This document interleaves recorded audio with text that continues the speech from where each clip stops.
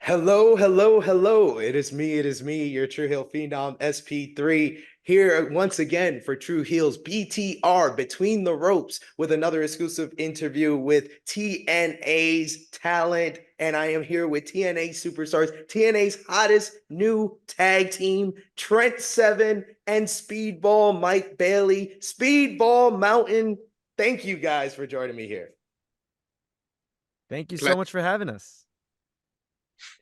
I'm very happy to talk to you guys. Mike, I've talked to you in the past. Trent, this is my first time chatting with you. And Trent, you are one of the big signings to TNA with this whole rebrand. How does it feel to be one of the kind of introductory superstars that is one of the brand new to the TNA fans? And how does it feel to be a part of this locker room that has been so cohesive over the last couple of years, building up to this TNA return? I mean, you've taken one of the comments straight out of my mouth. The locker room is incredible. It really is. It was kind of like the main kind of the spur that drove me towards TNA, that wanted me to get in there. And obviously, I've got the incredible talent, of Mike Bailey and the rest of the roster to kind of compete with and against. But yeah, it really is. It's a very much it is quite an honourable time in my career to be able to even have the opportunity to wrestle under that TNA banner. We were only just talking recently. 7, 8, 9 years ago. Even if you go a little bit further back. Before I even wrestled my first match in front of a crowd. I'll be sitting there watching AJ and Daniels and Samoa Joe and then Kurt Angle and everything. And they were some of the greatest professional wrestlers and the greatest professional wrestling shows that I ever saw in my entire life. So it was always one of those things where you looked at TNA with this, with real adoration and it was on a real pedestal of high quality performance. You knew what you were getting with TNA. It was that alternate cool brand. The wrestlers were doing a little bit more. The wrestlers were going to slightly higher lengths and slightly further, pushing themselves further. And that was what TNA was all about. And now to fast forward to this time in my career where, I'm so lucky to have even, signed a contract on the very back of young Speedball Mike Bailey, which is an excellent kind of like 360 for his kind of introduction into Impact and TNA. Yeah, I'm so incredibly happy to be here. I see a wonderful future here with me and with Speedball. So long may TNA provide total non-stop action, including Trent Seven and Speedball Mountain. Absolutely. And Speedball, I talked to you last time and we talked about your relationship with Josh from signing your contract on his back to facing him in that classic 60-minute battle. And now you have your own kind of story forming here where Trent signs his contract on your back. And now you have this tag team. Kind of tell what was your reaction to Trent coming in at Final Resolution, that first match teaming with him against the Rascals, and then his introduction into TNA. Yeah, it certainly just made sense. I mean, what Trent said about joining TNA at this time is exactly how I felt just around 2.5 years ago when I first joined TNA. I was like, this roster is absolutely fantastic, and things in TNA have gotten so much better. And with time, they've just kept going. And I'm sure that 3 years from now, Trent will be thinking the same thing. And people that are coming in 3 years after now will be thinking, man, things have gotten better and will continue to get better. And it's from things like I signed the contract on the back of Josh Alexander, which was, TNA once again making the right decisions. And when there were rumblings of Trent joining TNA, I thought, another great decision. This is going to be a fantastic opponent for me. But then even better, we turned out to be tag team partners. And then him signing the contract, I was like, another great decision in a long series of great decisions that has brought TNA to where it is now and will keep it going for many, many years. Very much so. Something else that we said in the previous interview is your kind of quest to win all the gold in TNA. Because I talked about you winning the world championship, and you said you didn't want to stop there. You want to get the tag team titles, and you're a tag team wrestler. You've been in the tag teams with Mao. You've been in tag teams in TNA with Jonathan Gresham. What's the difference between this tag team with Trent Seven between your previous tag teams, and how do you adapt as a performer between being a singles performer so long in Impact Wrestling, now being a tag team? I think good wrestling is good wrestling. And I think to be a good wrestler, which is what I want to be, right? Shamelessly, my goal is to be objectively known as the great wrestler in the world by all. And I couldn't do that without being able to also be a great tag team wrestler. There is an art to tag team wrestling. And I've been in a lot of tag teams. I've been a tag team champion again with Mao in DDT many times. I was also DDT tag team champion with Konosuke Takeshita, who is undoubtedly one of the best wrestlers in the world right now.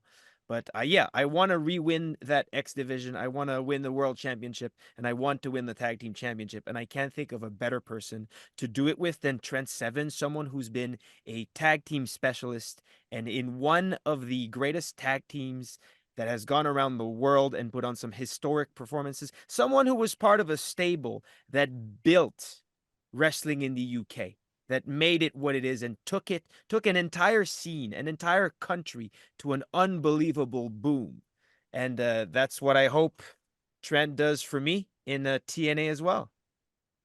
See, he beautifully sets me up for next questions. I was going to ask, with your great history, Trent, with the tag teams, Mustache Mountain, British Strong Style, and what you have established being such a, proponent of tag team wrestling in the UK scene, building brands. How does this tag team differ from your past tag teams with the likes of Tyler Bate, with the likes of Pete Dunne? Yeah, yeah. I suppose it's not necessarily for me to find differences. It's for me to find kind of like new paths and new ways to do things, new ways to work things out. Just to back up what Mike said, you've got to be good at all facets and all kind of angles of professional wrestling to be able to, once you finally put those boots in the ring or hang up those tights, be able to, put that stamp on and put that seal on your career as of kind of being one of the best or being the best that you thought that you could possibly be. And I feel very lucky to have been in professional wrestling at that kind of takeover era, whatever you want to call it. And yeah, the matches that we had with against Undisputed Era and obviously Imperium, Ring Camp, are some of the greatest matches that I've ever had. And I exaggerate the word had because there's a long future that is. Once again, I feel so lucky to be able to be in the position of saying it. But Speedball Mountain, we are only at the absolute precipice. We're not even at base camp of Speedball Mountain yet. Do you know what I mean? We have had 2 matches, I believe, and both of those against the same kind of opponents. So we're just kind of working out ourselves. We're working out what kind of works, what gels together, what our kind of attacks are going to be like, what our defense is going to be like, how we've got each other covered, how we can get each other, how can we get advance through the final stages of matches. There's so many working parts to this, but I really wouldn't want to be in the corner with anyone else reaching out for their hand than Speedball Mike Bailey. So long may Speedball Mountain's path to the peak of the tag team mountain in TNA continue. I already told Speedball he's my favorite wrestler. This is now my new favorite tag team. So I hope you accept me as one of your bandwagon leader for Speedball Mountain. I'm gonna wave the flag for Speedball Mountain. But another key thing that Speedball brought up is how important, Trent, you've been to, the building of the UK independent scene and UK wrestling and building brands. So kind of what can you take from those past experiences with the UK wrestling scene, with NXT UK, and bring it to TNA in this rebuilding stage for this company? Yeah, I think that branding, that word is very important.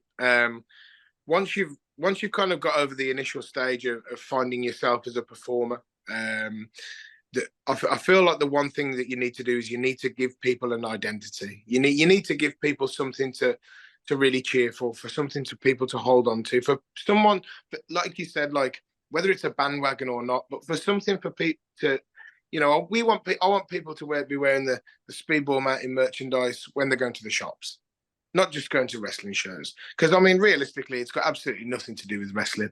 It's about that wild, crazy marriage of two people and two wrestlers that have just clashed together at the right time, at the right place, you know, that kind of like perfect moment, that perfect storm.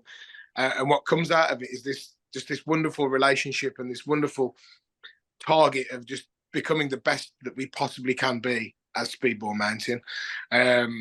What I've watched, you know, Mike do over the course of the last 3, 4, 5, even 6 years, is become arguably one of the top, you know, maybe top 2, 3 performers on the planet right now. And it's incredible to, like I say, even be standing in the same corner as someone of that level of talent. So there will be a level of me living vicariously through the incredible adventures of Speedball.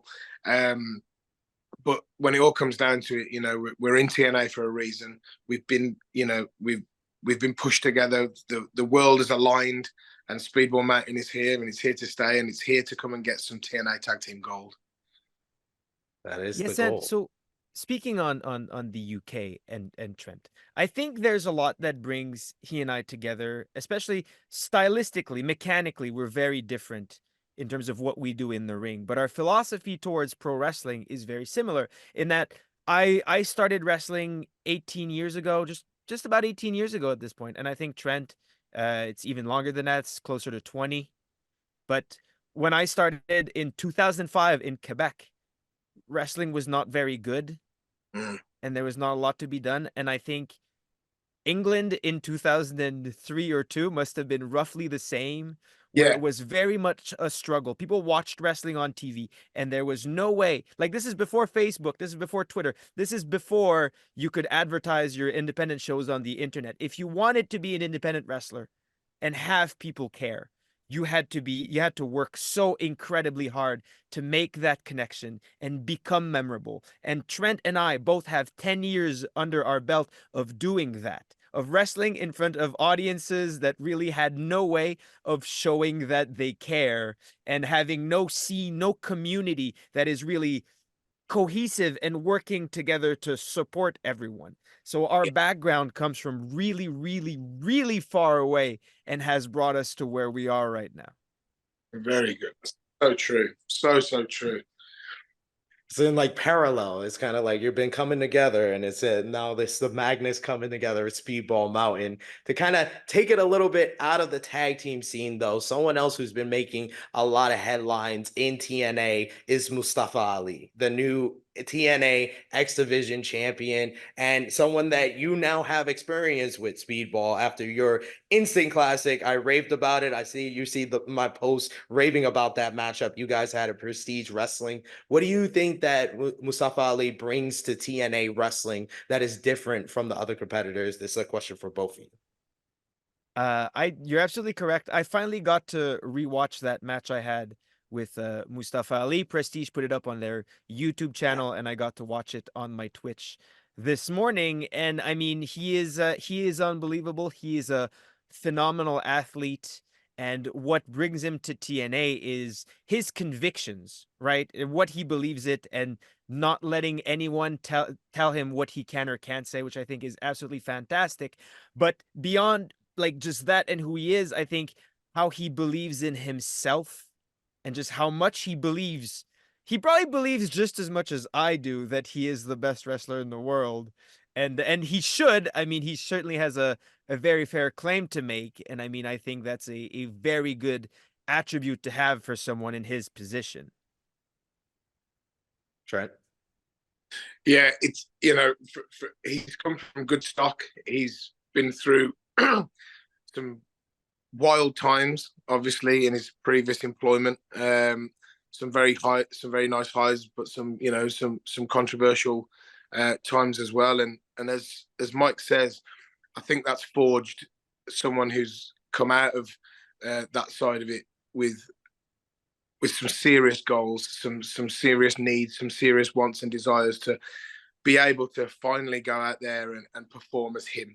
You know what I mean? And to give the crowd and to give the live the live crowds and to give the fans the truest version of Mustafa Ali. And I believe from the shows that I've watched and especially, you know, obviously the win over Chris Sabin, what you're seeing now is I think you're seeing the absolute peak and the absolute pinnacle performance version of Mustafa Ali. And that's only great for our locker room because it puts a fire up everyone's ass.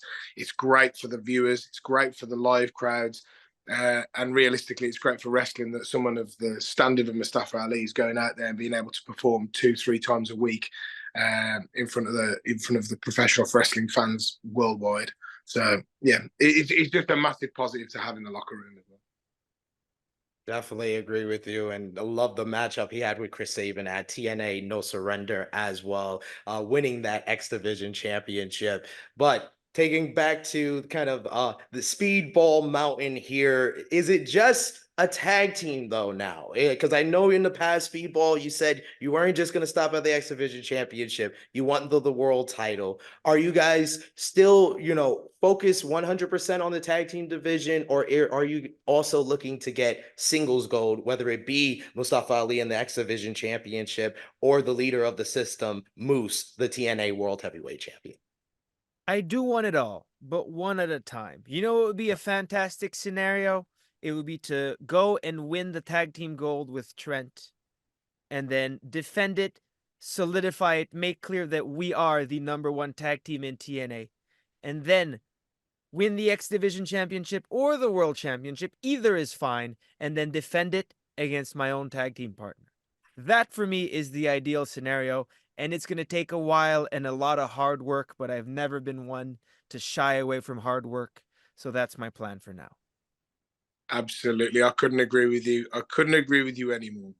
And whether, you know, no matter how long it takes to finally get to the one-on-one that has never happened ever in the history of independent wrestling, is Speedball Mike Bailey versus Trent Seven.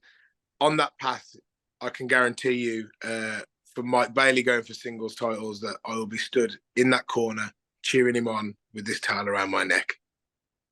We've seen that recently on TNA Impact. And Mike, you already, if you're putting this matchup in the universe, you know the last interview we had was before WrestleMania weekend last year when you were supposed to verse Will Ospreay, and you told me that people would be calling that the greatest match they've ever seen. It didn't happen WrestleMania weekend. It wound up happening Bound for Glory weekend. And legitimately, people have said that is the greatest match they have ever seen, the greatest match in TNA history. And now you're telling me TNA World Tag Team Champion Speedball Mountain facing for some gold is the next matchup you're putting out into the universe in our interview. Well, I hope I continue to be correct with my predictions. I hope you are as well. One final question for the both of you. Something I've been doing with a lot of the TNA talent is Mount Rushmores now that we're in TNA, but I wanted to do something a little bit different outside the box with the both of you. For Trent, because of your connection to the UK wrestling scene, I just want to know your personal UK wrestling Mount Rushmore. And then for Speedball, this is a special one from the Tru Heel Heat team personally. They said they want your Mount Rushmore favorite karate movies. Wow. That is from our Tru Heel Heat fans and our team. They wanted to know what karate flicks are your favorite. Mount Rushmore. I feel like my Mount Rushmore is a little bit more controversial for the rest of my career. So He's like, he got off light. He's like, he got off light. I can switch it up if you want. I have a option B. Let's throw some caveats out there first. Okay. The UK for decades produced arguably the most proficient professional wrestlers that have ever existed. There's a technicality and a style to the way that British wrestling has always existed and always will exist, that has that has been able to stand out on any brand of any professional wrestling in any country in any world. From all the way from Finlay, Regal, and Johnny Saint, all these people, Rollerball Rocco, all the way through to the current day, where obviously you now have Tyler Bate and Pete Dunne at the head of the, almost at the peak of the tag division. And when you watch Pete and Tyler's matches, you will still be able to see little essences of that professional wrestling still pass through. And I hope to God that I can also do that and be able to provide that, like the essences of the past of British wrestling in TNA as well, because that's what it's kind of what we hold ourselves on very high regard for the quality of wrestling that we provide. Now, you have to pick, it's 4, right? Rushmore is 4? Yeah. Okay. My caveat was the past decade. Okay. Oh, the past decade. Yeah, So, that was my caveat. Me, Pete, Tyler, and Regal. There you go. Go a little bit. Let's pad it out a little bit more if I can, because I want to give it. Let's give a little bit more of a history lesson. I would say Johnny Saint and Rollerball Rocco, and then I think you got British Bulldog, and I think you got the Dynamite Kid. That for me, kind of like that past era.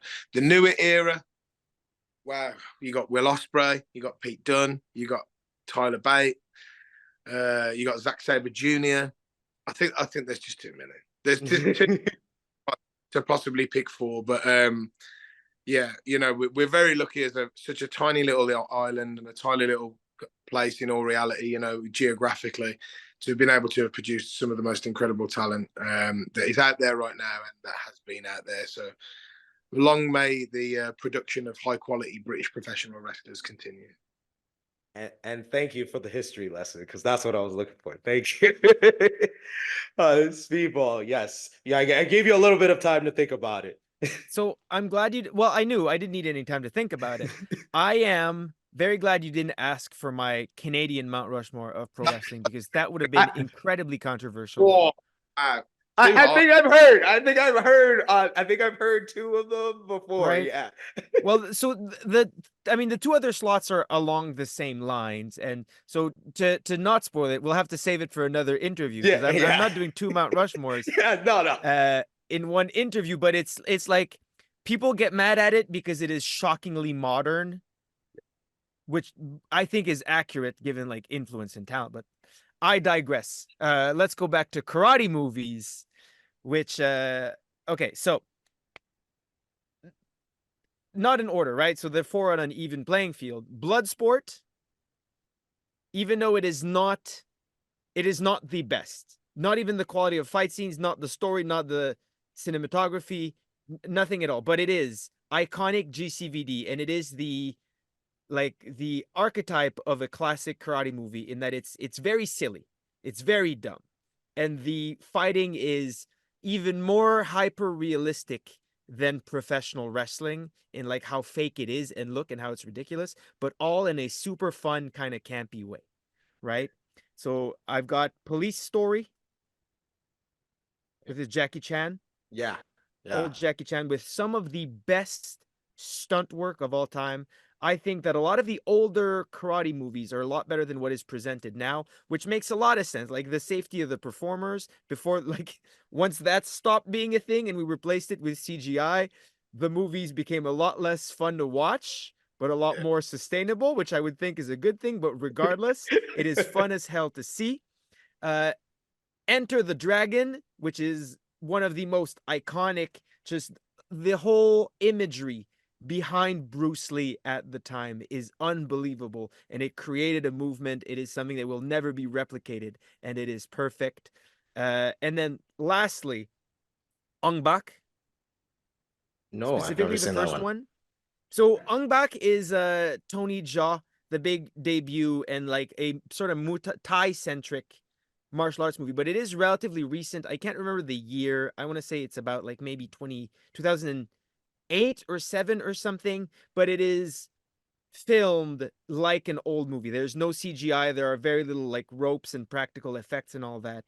The shots are a lot longer, which for me is a big criteria. I want to be able to see enough of what the actors are doing to be impressed by it. I don't want there to be a micro cut every 2.4 seconds and it all just looks, pieced together. In Ong Yeah. Bak, it's very recent. It's filmed like a modern movie, but it's still filmed like an old school martial arts movie in that you can actually see the performers perform their martial arts on screen, and it's unbelievable stuff.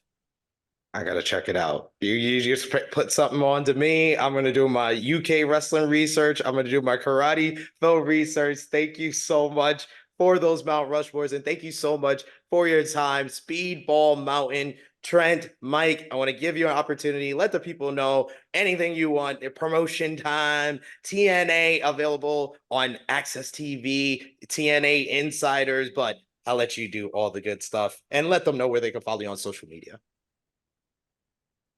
I am at Speedball Bailey on Twitter, TikTok, and Instagram. I have a Twitch, twitch.tv/Speedball Bailey. I have a YouTube channel with vlogs. I have a very fun vlog from the latest Impact pay-per-view with the second birth, the 2-month anniversary of Speedball Mountain, and our first photo shoot in actual costumes.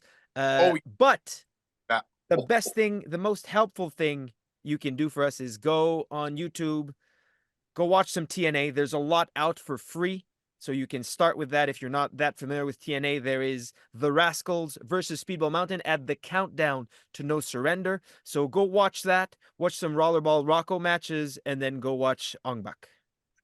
There we go. That's the list. Trent. I couldn't have said it better myself. Enjoy professional wrestling and enjoy TNA.